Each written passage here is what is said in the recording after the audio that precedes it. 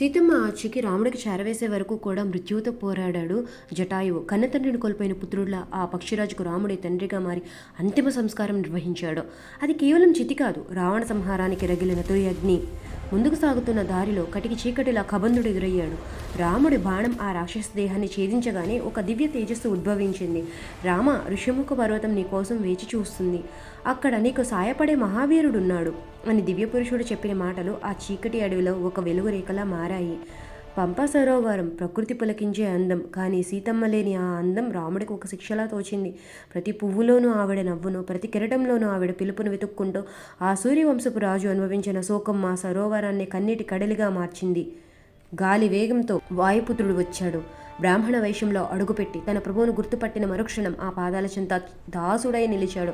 రామాయణ గాథలో బలమైన ములపు రామహనుమల కలయిక, ఇక యుద్ధం అనివార్యం. Please subscribe for more videos.